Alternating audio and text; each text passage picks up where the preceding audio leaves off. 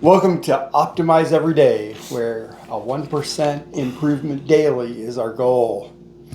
So, we were talking a little bit, and I wanted to talk about avatars.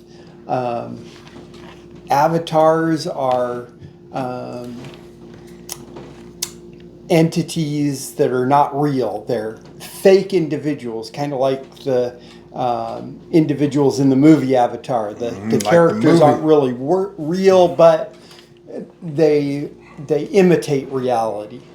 An avatar takes on the shape of a person that's made up that fits a specific demographic. So, like, an avatar could be somebody who is, say, 16 to 30, is into makeup, and they're white, blue eyed blonde, and they'll use a specific color shades of makeup. And then you have another avatar that for somebody who is very dark black skinned and ages, say, maybe 20 to 35. And then you could have an Asian woman who fits that, is an avatar, say, ages 22 to 32. You know, each avatar specifically targets a specific group of people so that when you look to advertise your product, you can Kind of then aiming it that way. aim it at that. This I want to do a little bit different, and I want to make an avatar of what I think is Charlie here, and what his avatar would be if he was for sale, per se. Who's buying this? Who's buying this? So, the person who is buying Charlie here would be a person typically between the ages of at the low end, right around 25, but could be a little lower. 25. On the high end, 55, maybe a little bit higher. Yeah, because we're talking about the main group, right? Right. The main group, yeah. And then there's somebody who are looking for gold. They're looking for the shiny pieces. They expect Charlie to be the gold miner, not the prospector, but the gold miner. They expect him to not be looking for a prospector. They're expecting him to be the prospector as well. But he's not really a very good prospector, but he's a fairly good miner. Gold digger. A gold digger. He's somebody who likes the bright, shiny, one-off things that you can't replicate or duplicate or reduplicate over and over again. He likes things that are very unique and different. But he's looking for an audience who is looking for what he has to offer, yet they're very discriminating. They don't want the same thing that everybody else has. They want a car that's unique. So if they go to a dealer and they buy a car, they're going to do upgrades on that vehicle to make it unique to them, because they don't want anybody else having the exact same looking vehicle. If they're buying a house, they're going to trim it up so it looks different than every other house on the block. They're the person where the HOA hates them because they don't want they don't want the gray, tawny brown, and puke pink as the color scheme that every house on the block has. Yeah.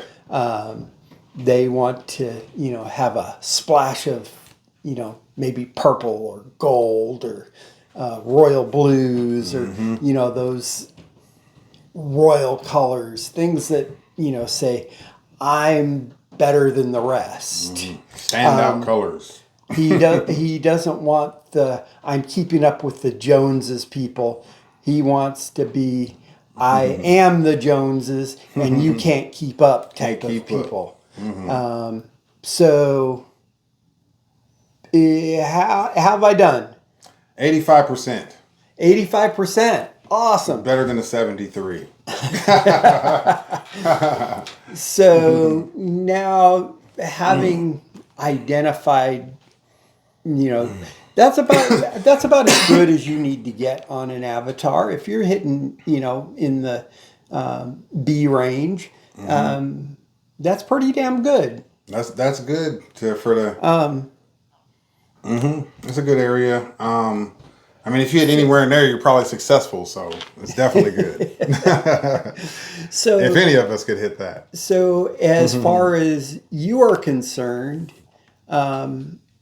when you're looking at your target market and you're looking at creating an avatar for those who are buying you, what would you add, change, modify? Yeah, it always depends on what product you're selling, what brand you're selling off. And again, we're saying they're buying you, so we're not worried about those. If they're buying me, I usually just go with what my strengths are, and try to push that shape it towards what I want it to be. So, the question again was what? What was the question? So, in the avatar, I gave you what I felt was the avatar. Okay. If you were to improve that avatar, okay. What changes would you make that would make the clients look that when you're creating the avatar of them to buy you, what would you see them looking like? What would the buying audience be? Or buyers? That's what I'm saying. I guess it depends on what product I'm pushing. There's been it changes. Because I think you can be or do anything. I have this weird belief that anything can be achieved. It's weird. I don't know why I believe that way. What do you think? I honestly believe that there is truth in that, but I also know that when you try and be everything to everybody, can't be that. You can't be that. So you have to identify what your niche is. So we got to identify a brand first. Like, what type of brand is it that we're talking about? Right. Because I've started many brands in the past, and I have brands now. Pick a brand that you think will work today, that you're working on today, not something in the past. Okay. So something I'm working on today would be like, so I would say for this audience, I like difference makers, people that want to make a change, a difference. I like people that are helpful and like to help people. And I pretty much think that's it for this project. I think I'm looking to reach people who want to make a change in the world, or particularly in America. So that's what I'm looking for here. I'm looking for those people. Okay. So I need them to be older and knowledgeable, or have power, or youthful and strong and on their way up. Okay. Well, that narrows your audience down to people with balls. You gotta have balls. It definitely brings it down to a group that's manageable. It's not 370 million. Not even half of that. You're looking at something that's probably in the neighborhood of maybe 1 or 2 million. Maybe.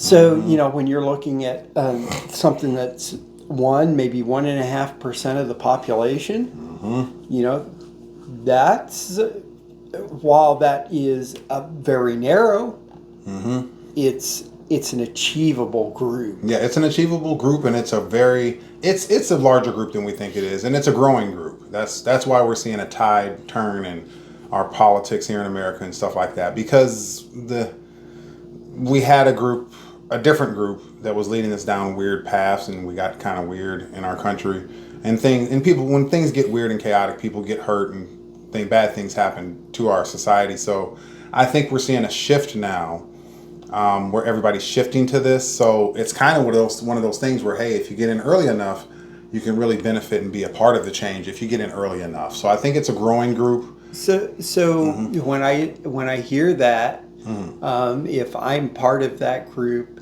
I'm somebody who's a change maker. I'm a person who is looking to have an impact on society. Or on yourself too, because when you absolutely, everybody's been getting led down these crazy roads, and we might, like you've been told to drink a lot of alcohol, and you've been told to party, and finally you wake up and you say, this isn't really good for me, and you wake up. So now you're doing something good for yourself and making that change. But on the other hand, I don't want to be the person who's saying you have to stop drinking alcohol, you have to stop smoking cigarettes. Yeah, I do want to be that person. I do want to be like that. I think that, I want to be the person who says, based on your avatar, I want to be the person who says, respect the person who doesn't drink, so and drink in a safe situation. Don't smoke in public spaces that are going to impact the non-smokers, other people, and other people. Find that's right. safe places where you can destroy your own self, and not everybody else. And not everyone else. That's my thing every day. Is I don't care what people do generally, as long as nobody else is hurt. Do what you do, love who you love, be who you be, destroy what you want to destroy, as long as it's your stuff and you're not destroying somebody else's stuff or somebody else's life. So when I see masses of people, millions of people making decisions that affect us all, that's where I really have my issues. Right. So I think that having an avatar like that, you actually are hitting a target audience. And with that, now you can take and develop your content, your product, such that people in that group can understand who you are. And then from that, then you can sell them additional product based on that avatar, and they're happy to buy it, and it's benefiting them, because nobody wants to buy something and then the next day go, why the hell did I buy that piece of crap? Yeah, they want to get value from what they want purchased. to get value. So I think that, when we do that, then we're able to give them the value. And I think that understanding and knowing who your target audience is will help you, hone your tools, hone your skill to reach those people effectively. Does that make sense? That's right. Yeah. I think that, having the right, there's the avatar you can look at for yourself or the product you're selling. And then, knowing the audience. And like we have discussed probably a few times, if you shoot for that audience, you might not hit it exactly.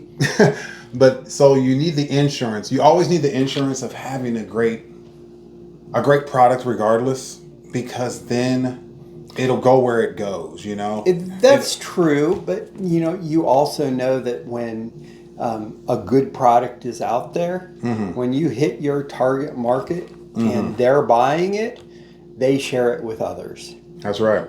And if they're sharing it with others and others start buying into it, then you get that viral effect rather than a advertised effect. I say when you hit any market and they're sharing it, though, I still have a concept of belief in my mind that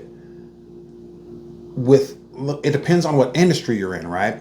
So if you're in a predictable, some industries are way more predictable than others, right? Oh yeah, if peanut butter. Yeah, you can kind of predict how this is going to go. But some things, some industries like say social media or something, it's so finicky. People and people's moods change this week, you know, and the president said something or somebody did something and a hurricane's coming and now everybody, you know, you just don't.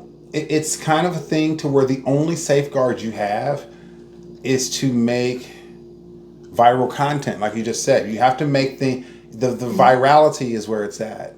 Well, you know,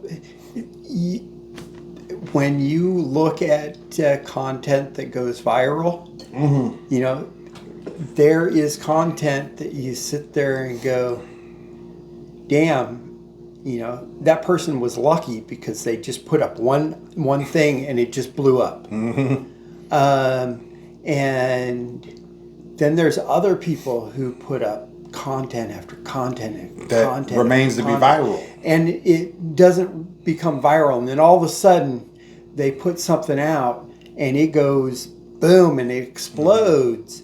But they're in the habit of putting out constant content, and then you then have grasped a very large group of people who now are willing to look at your stuff because you put something out. The person who puts something out and then ends up with 12 million views on a viral post, and they're not used to putting out other stuff, you know, they may never get another view out of it.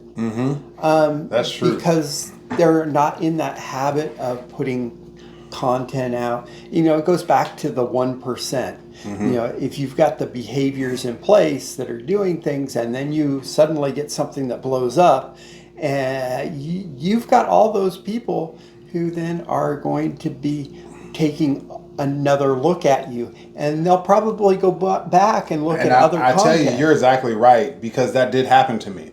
I had a social media account where, you know, certain videos would do really well, right? But what I noticed over time, because people were getting in the comments, they were in the comments saying, and they would be upset with me in the comments, right? I was getting so many comments because of so many views.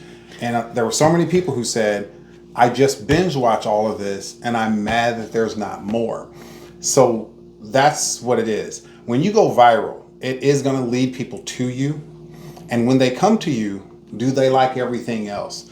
And so that's why. But they don't have to like everything else. To binge watch you, they do. But if they have watched you and they like what you've done, I binge watch things. And you binge watch some shows, right? I binge watch shows, so and not everything that I watch I like, but I'm taking in what is being presented to me because ultimately, overall, I like the content. Yeah, you're getting value from it. So I'm getting some type of personal value from it. That's what it is. That's why people binge watch. When people binge watch stuff on television, Netflix, or whatever, even on social media, it's because they find great value in it, and that's what. I don't know. They find great value. Oh, they do. It's a guarantee.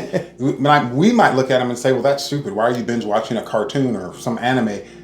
To them, literally, like I think anybody would agree that we've never binge watched anything that wasn't of great value. It doesn't have to be monetary. It can just be relaxation. It could just be laughter, whatever it is, you know. Sometimes I noticed with my videos, when one would go viral and then people would go watch the rest, they couldn't stop watching them because they all had the same feeling, even though some were better than others.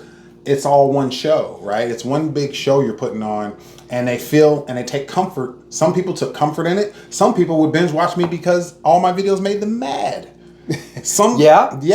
They were so mad. Some people would watch every one and they'd comment on everyone. I hate you. You're ugly. Okay, cool. But you're making my videos more viral by commenting. So keep going.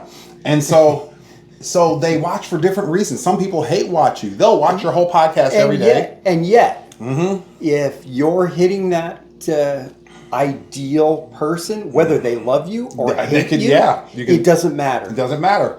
You want somebody to purchase your product. Yeah. And in this case, in the case of social media, that means views. In the case of, cakes, buying the cakes, whether they love them or hate them, you want them to buy them. Yeah, they just have to be advertised, and whatever you're advertising has to look good. So you can advertise cakes on somebody's podcast. One day we might could advertise cakes on this show, and if we reach enough people and the cakes look good enough and it looks like a good enough deal, people might try it. That's right, and they might find out that they're marzipan and that them cakes are delicious. and that they're just powdery when you bite into it. And we got you. We sold you powder cakes. They're little powder kegs of cake. Okay. So I think that right now this is a good place to stop because Okay. I want to go do this same thing in reverse. Okay. And have that point at me. All right. So let's end this one for today. Okay. And then we'll pick up tomorrow. And we look forward to having you join us tomorrow. And if things go well, maybe we'll do it a third day. So thank you all for watching. Like, subscribe, and feel free to comment. And I will make responses to your comments. Thank you so much, and have a wonderful time. And we'll see you tomorrow. Bye.